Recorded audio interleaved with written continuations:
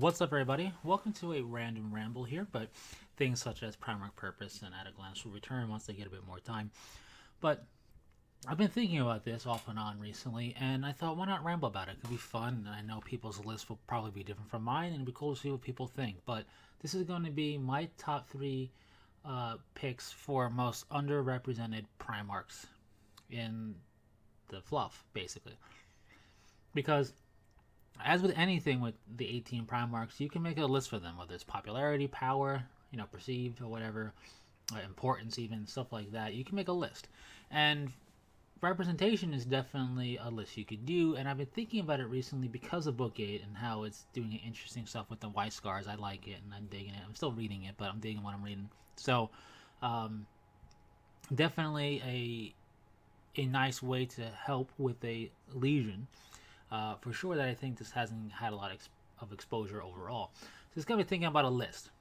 And the more I've been thinking about this list for underrepresentation, it's not just, the Primarch themselves. It's also in the form of the Legion / chapter. And also, not just the pre-heresy, heresy time period, but also post-heresy, their capability for being brought back, for example, or whatever. So, with all that taken into account, I quickly started to realize that my list isn't going to really incorporate any trader Primarchs, because I feel the representation is actually pretty well done. Even some of the ones that are mistakenly thought of as one-dimensional have a good representation and flavor to them and capability within them and all sorts to be kind of brought back or whatever. Um, Angron, the angriest, is often viewed as kind of one-dimensional, and you could also say Fulgrim, kind of being the excess for excessive sake, can be viewed as one-dimensional. But in each case, the Primarchs aren't, and it's playing development and representation for them. Also, from their ascendance to demon Primarchness, how that happened, and so forth. So, not a case for either Primarch to make my list. Now, the more I think about it, or have thought about it, the more I realize, like I said, no trader Primarch is going to be on this list. So my list is basically full of only loyalist Primarchs. I want to give a quick honorable mention to Corvus Corax, the Raven Guard's Primarch. Him and his ninja-esque legion. When I first was thinking about this list, I thought he would make it. And the more I thought about it, the more I realized he is represented. And it's the same case as the Alpha Legion, in the form of, just because, there's the fluff around them and the way they're set up is kind of in a deliberate way, kind of, mysterious. More so with the Alpha Legion to be kind of lies and falsehoods and half-truths. But the Raven Guard have a good amount for their Primarch, from his survival on the job site massacre situation and how he survived that, to rebuilding his legion or building it up quickly with the permission from his father to utilize certain advanced technology and capabilities. The whole shenanigans he had to deal with the Alpha Legion, kind of infiltrating his legion, even though he didn't directly necessarily deal with it, his legion did, and we saw him a lot during it. So he was able to get his legion to the point where they could do retaliatory strikes and the like. So we got a lot of representation of him. We know that he basically leaves after all the guilt feelings that he's had for what happened to his legion. So there really is, I think, decent representation for him. The more I thought about it, the more I quickly realized he doesn't really make this list. So I just want to give that as a special honorable mention for that case, because, depending upon your thoughts and your list, you could have a similar scenario where you originally pick a Primarch and you realize, the more I think about him, no, he doesn't make this list. So, with that said, I'm going to share with you my list, and feel free to give your thoughts on it yourself, whether you agree or disagree. It's not set in stone in terms of being a rule. It's just my personal opinion. And share your list, your personal opinion, in the comment section below as well. So coming in at number 3 is the only case of a contested spot for me. It's the very last spot. And I feel this spot, it's so closely contended, I wanted to bring up both Primarchs. I think this spot could be fulfilled by either Vulcan himself or the Lion. And the reason I say these two Primarchs is because they really are close, I feel, in terms of being underrepresented. Vulcan has the bombshell being a perpetual kind of brought up, which was cool.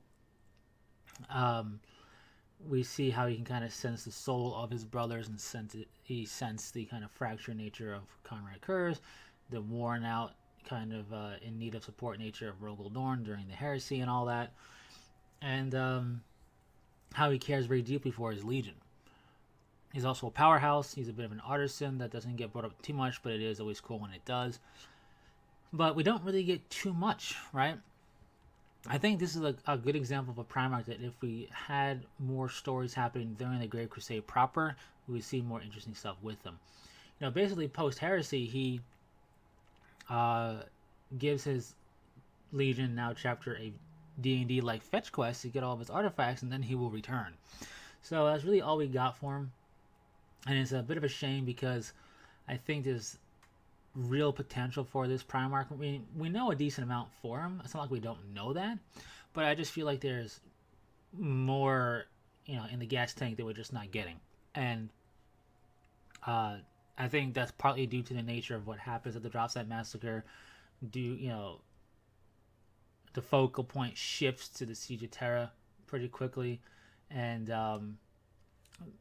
therefore Primarchs and Legions not really present for that, kind of get pushed to the side a bit. I understand that, so it's not. I think it's a case of certain inevitability of the case of how the story unfolds, basically. But that's why he could be number 3. But also, I think equally capable is the Lion himself. I'm a big Dark Angel fan, so I'm a big fan of the Lion. We never really get much with him. We know it of his loyalty to the Emperor. We know that he has an artifact that basically let him fracture the Night Lord's Legion with real accurate pinpoint naval assaults and whatnot. He was part of the Imperium's second, just short-lived thing. But they really kind of went all in a bit too much on the whole hunting Conrad Kurz thing. That became like the Fallen aspect of Heresy era time, and it became kind of just draining a bit, and I think they kind of wrote themselves a bit into a corner because of that. That's all they ever were doing, and it just became kind of mediocre-ish feeling. Kind of lost its allure on like the 13th time that he alludes stuff. So, yeah, I mean, we have that.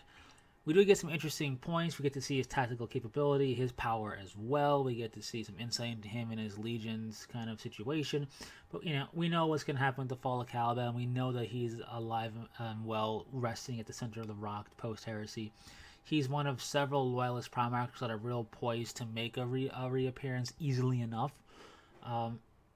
Vulcan being another one, if they just find all the artifacts, for example. But that aside, we don't get a lot of what we don't already know about the Lion brought up.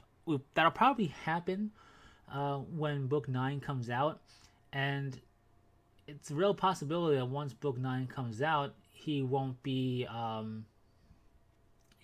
fitting into this list anymore. Book 9 could give him enough stuff and some newer stuff to really kind of represent him better, give him some representation, you could say. That he wouldn't make the list anymore. But thus far, I feel he and Vulcan are really poised for number 3 spot.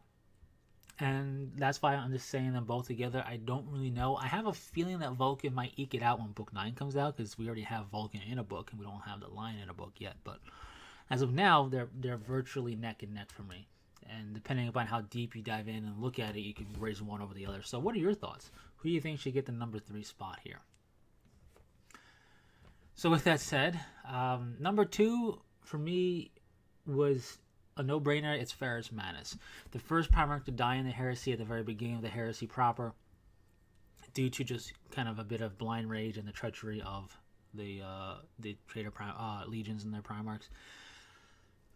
A very powerful Primarch, very tactically capable, a technologist, if you will. He's different from Vulcan. I mean, he's Vulcan's looked at as an artificer, you could say, and Ferris Madness has just got a real mastery and expertise of technology. He's gotten some more recent interesting additions to his fluff, even though he's dead. In the case of the Mimir Vaults, which house crazy tech that are heavily defended and guarded by basically traps and other devices he sets up. So that's cool, but still we don't really get much, and we're not going to see much for him himself because he dies at the Drop Site Massacre, and because we don't get any storytelling really in any real earnest developmental way of the Great Crusade in its early days and in its heydays. We don't get to see much of Ferris Madness himself, and much more representation of him. He's kind of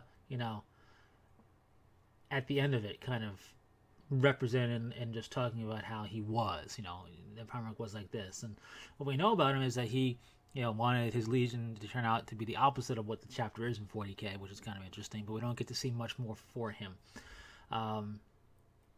Obviously, the Primarch novels that come out will shed more light on each Primarch as they get theirs, but I just, it's only so much you can do in one book to kind of make up for the years upon years of how Ferris Madness' fluff was that he's the first Primarch to die in the heresy. So, because of that, we get to see a lot of development of him proper in a way. We kind of just get the end of the story version of Ferris Madness right away, and that's why he makes the number 2 spot. I think it's just a sheer case of the fact that he dies so early, and the story starts so near where he dies that you don't get much for him, and he's not really a focal point in anything except for dying at the Drop Site Massacre. That doesn't help his case either. So that puts him at the number 2 spot. And number 1 spot for me was a no-brainer, and I think several people would share this opinion, is the White Scars Primarch, Jahagadi Khan, or everyone pronounce him, referred to as the Kagan in Book 8, is a very cool and interesting Primarch that we don't get a lot for.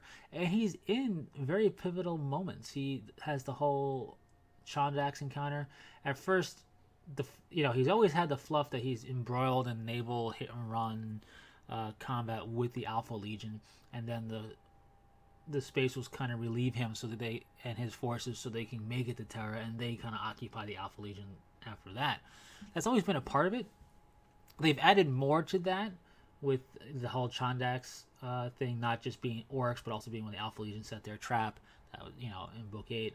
He had a novella about the whole Chondax thing against the orcs themselves, which was interesting too. That was from back in the day a little bit. A very free-spirited legion with a very free-spirited Primarch.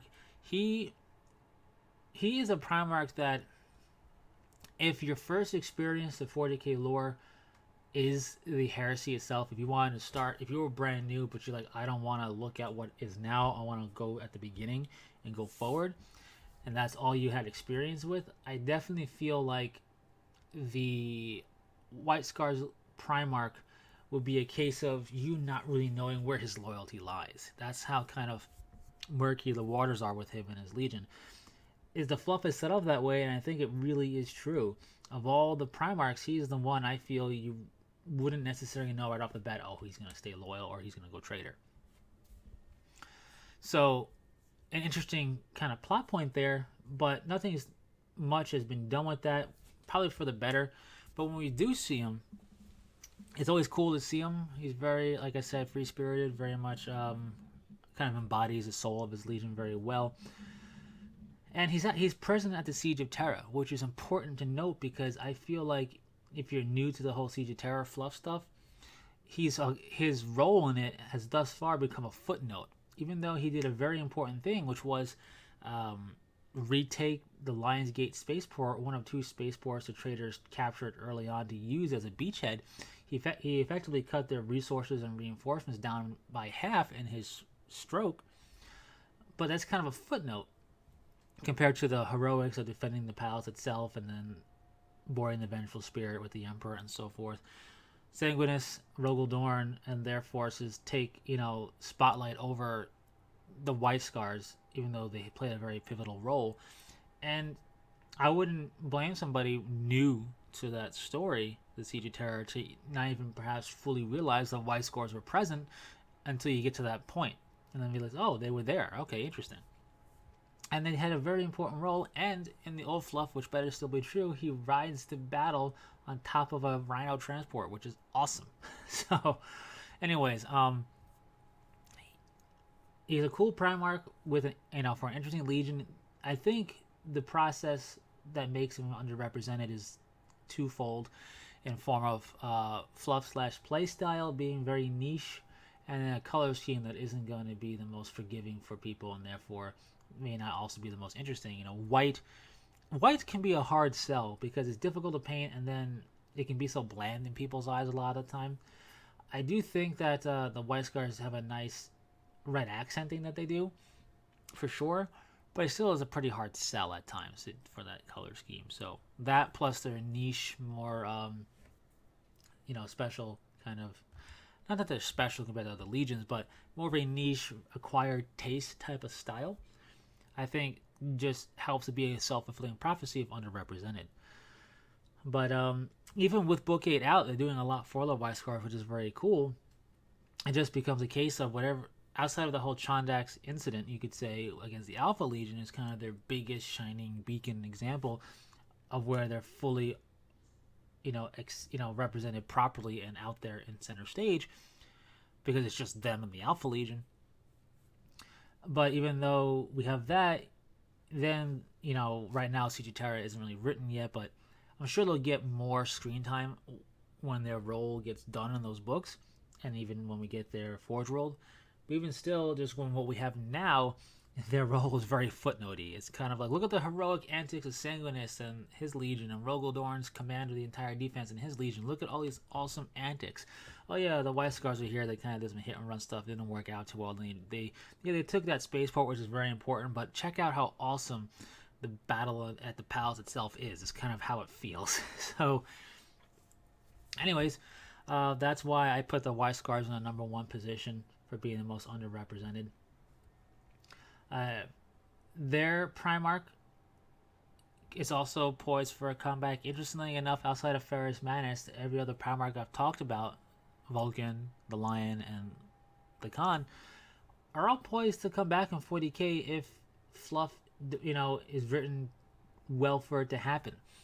The Lion's slumbering at the center of the rock, being tended to by the Watchers in the Dark. He could come back literally at any point that they feel fit to do so. Vulcan has his Legion on a D&D like fetch quest with the Forged Father, who adopts the name of Vulcan. So in this case right now is Vulcan Heston.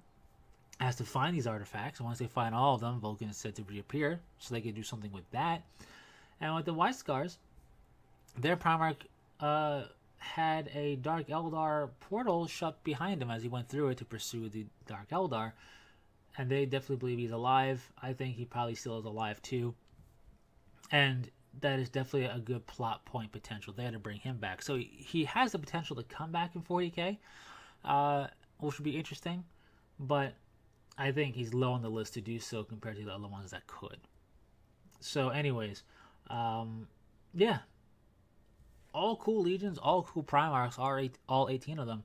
But there's definitely a list for the Primarchs themselves in many different ways, a hierarchy, if you will. In the case of most underrepresented, I feel the White Scars take the cake, followed semi-closely by Ferris Madness and himself. So the White Scars Primarch, Jagadi Khan, takes the cake, followed closely by Ferris Madness.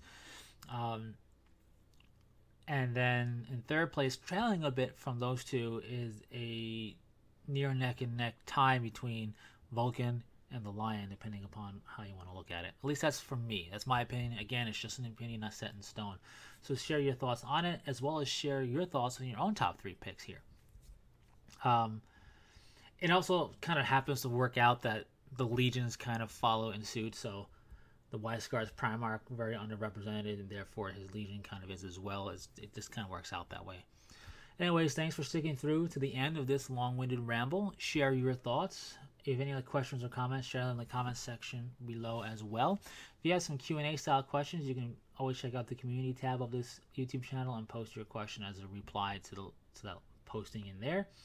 And that's really it. So thanks for sticking through it. Other rambles to come, of course. And until next time, take it easy.